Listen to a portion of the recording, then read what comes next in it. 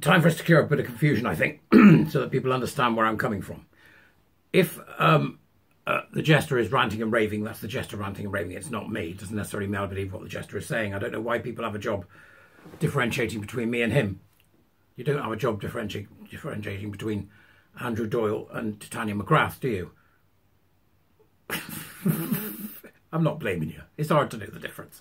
But I thought it might be a good idea if I just told you exactly where I'm coming from at this point, because it's hard sometimes for people to understand and get a clear picture of what's going on. So I think it's imperative to understand first and foremost that I teach the warrior teacher winning mindset. That's my main job, right? This is something that helps me do that. What you do when you support me helps me do that. What you do when you support me helps me keep going. Because I'm now at this point, I'm just filled with rage every day. But it's a really strange rage. It's a calm, comfortable rage. Really.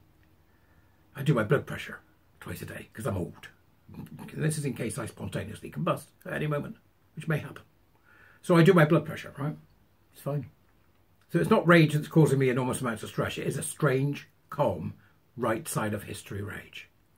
And I think there are many of you that are getting to the point where you have a strange, calm, right side of history rage. Am I lying?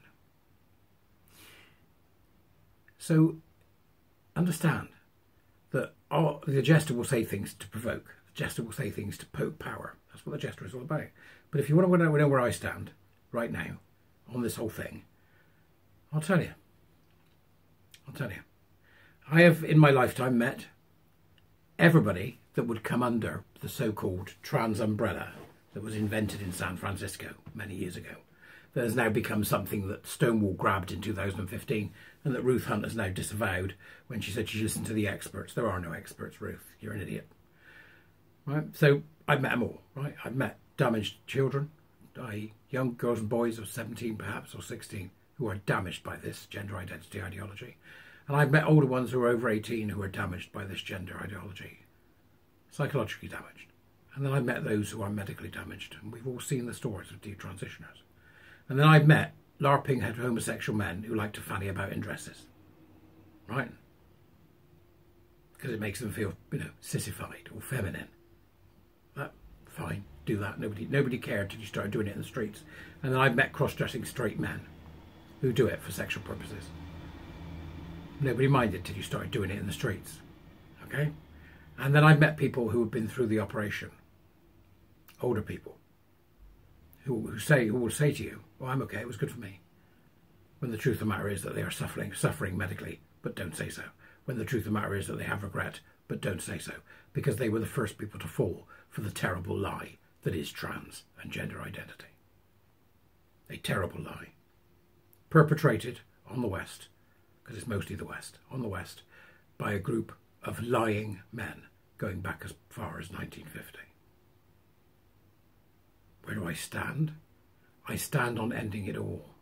I stand on going back pre-John Money, pre-Kinsey and their cracker spectrums, their abuse of children. I stand on going back before all that.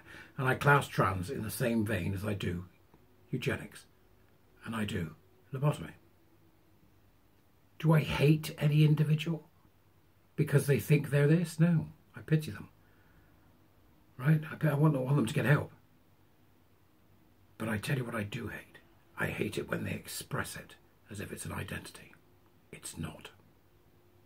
I hate it when women LARP as men and men LARP as women. I hate it because the very notion of trans and gender identity is homophobic. To its roots. You watch the old drag queens from a few years back on the early RuPaul's and they all knew it. I'm just a bloke in a wig. Now what do we get? Fetishistic women pretending to be men who are pretending to be women while they're pretending to cut their breasts off with a scalpel, carrying their ripped off breasts in a bag. What do you think that's got to do with gays and lesbians? Nothing. That's all Q. That's all queer theory. Where do I stand? I stand with ending it all. All of it. There should be no pathway to this so-called trans identity. But there should be the best possible care for those who've got themselves caught in it, think they're something they're not, or have damaged their bodies to such an extent that it no longer functions in the correct way. notion of trans, the notion of gender identity, and the notion of queer are all homophobic to the core. And we need to end it completely.